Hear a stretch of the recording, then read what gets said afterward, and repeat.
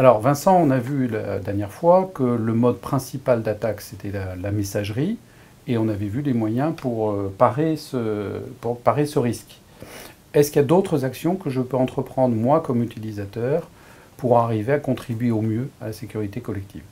Oui, totalement. Il y a plusieurs actions, dont la principale est de bien choisir son mot de passe et surtout ne pas le communiquer à un tiers. Je suis très content parce que j'ai trouvé un mot de passe assez compliqué, je trouve. C'est 1, 2, 3, soleil brille, point d'exclamation. Donc c'est très long, ça a plein de caractères, des chiffres, donc je suis très content. Qu'est-ce que vous en pensez? Alors effectivement, de prime abord, on peut penser que ce mot de passe est bon parce qu'il répond, il satisfait en tout cas au niveau de complexité requis. Néanmoins, c'est une mauvaise pratique car vous utilisez des mots qui font partie d'un dictionnaire. Deuxièmement, donc les pirates n'utilisent plus le brutal force, c'est-à-dire ils ne tentent pas A, B, C, D, E, F jusqu'à temps de tomber sur le bon mot de passe. Maintenant, ils utilisent des annuaires de mots de passe. Alors, les principaux sont déjà basés sur les dictionnaires, c'est la première chose. Et deuxièmement, il faut aussi vérifier que le mot de passe complexe que vous avez choisi n'existe pas dans les annuaires des pirates. Et pour ça, il y a différents sites web qui existent, qu'on vous mettra en lien en incrustation. D'accord, donc j'ai bien compris, il faut que je choisisse un mot de passe très complexe, qui ne figure pas dans ces dictionnaires. Maintenant, du coup, je peux l'utiliser partout.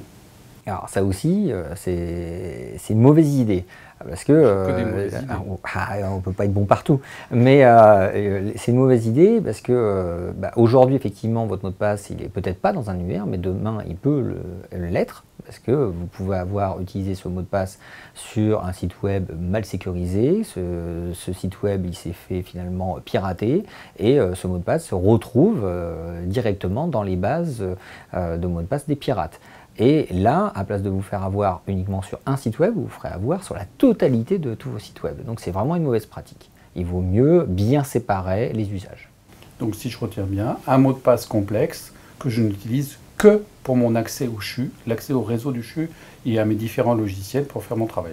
Et voilà, j'irai même plus loin. À l'intérieur de l'usage professionnel, même scinder l'usage professionnel interne au CHU, de l'usage professionnel externe au CHU.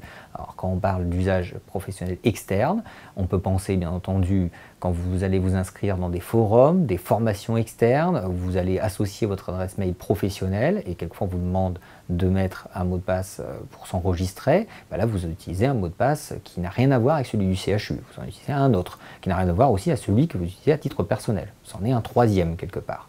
Et ça, c'est un point important de bien séparer les usages. Et aussi, quand vous êtes à l'intérieur du CHU, que vous utilisez des sites professionnels qu'on vous met à votre disposition, mais qui font appel finalement à des prestataires externes du CHU. Donc, quand vous allez sur l'adresse sur votre site web, si vous voyez qu'en réalité le nom en haut dans l'URL n'est pas chu-montpellier.fr ou .priv, c'est autre chose, c'est de l'externe. Et là, vous utilisez votre mot de passe professionnel externe, même si vous êtes à l'intérieur du CHU.